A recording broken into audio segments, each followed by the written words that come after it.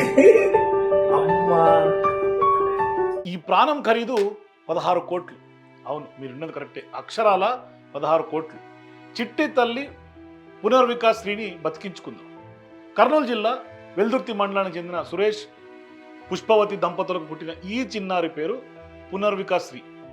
మీ అందరికి తెలిసే ఉంటుంది, మా పాపకి SMA టైప్ 1 అని చెప్పేసి రేర్ జెనెటిక్ డిసార్డర్, ఇది జన్యు లోపం అంటారు.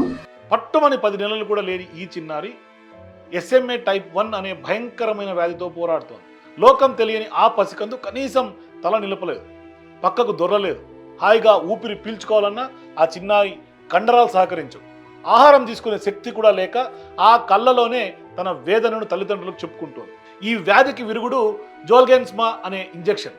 దీని ధర అక్షరాల 16 కోట్ల రూపాయలు.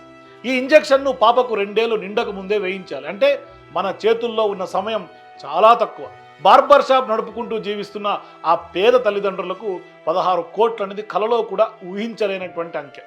మా పాపను కాపాడుకోవడానికి మా దగ్గర ఉన్నదంతా అమ్ముకున్నాం, ఇప్పుడు మేమే అమ్ముడు పోయినా ఆ ఇంజెక్షన్ కొనలేము, దయచేసి మా బిడ్డను కాపాడండి అంటూ ఆ తల్లిదండ్రులు కన్నీరు మున్నీరు అవుతున్నారు. అయితే ప్రభుత్వం తలుచుకుంటే సాధ్యం కానిది ఏదీ లేదు. ఒక సామాన్యుడి కష్టానికి ప్రభుత్వం అండగా నిలిస్తే అది ఒక కుటుంబానికి ఇచ్చే పునర్జన్మ అవుతుంది. గతంలో ఇలాంటి కేసుల్లో ప్రభుత్వాలు చొరవ తీసుకుని చిన్నారుల ప్రాణాలు కాపాడిన సందర్భాలు ఉన్నాయి. సోషల్ మీడియాలో వచ్చే సమస్యలపై వెంటనే స్పందించే IT శాఖ మంత్రి నారా లోకేష్ గారు ఈ పాప పరిస్థితి మీదాకా చేరలేదా?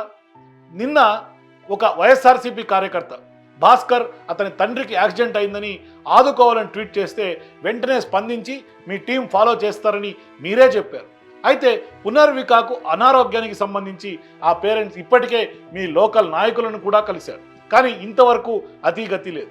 ఇంకా లేట్ చేస్తే ఆ పాప పరిస్థితి విషమంగా మారే అవకాశం ఉంది. ఒకటి గవర్నమెంట్ సపోర్ట్ చేయాలి, లేదా సొసైటీ ముందుకొచ్చి హెల్ప్ చేస్తే మేము మా పాపను బతికించుకుంటాం. చెప్పాలంటే మీ కుటుంబంలో వారే వేల కోట్లు ఎన్నో పథకాలకు ఖర్చు చేస్తున్నారు. ప్రభుత్వానికి 16 కోట్లు పెద్ద భారమేమీ కాదు. ఏ సంబంధం లేకపోయినా ఇప్పటికే ఎంతో మంది స్వచ్ఛందంగా ఊరు వాడ ఏకమై పునర్విక కోలుకోవాలని విరాళాలు సేకరిస్తున్నారు. కానీ ఆ 16 కోట్ల లక్ష్యాన్ని చేరాలంటే మీ ప్రభుత్వ అండ ఉంటేనే సాధ్యమవుతుంది. అది మీ బాధ్యత కూడా. పునర్వికకు ఖచ్చితంగా పునర్జన్మనివ్వండి ప్లీజ్.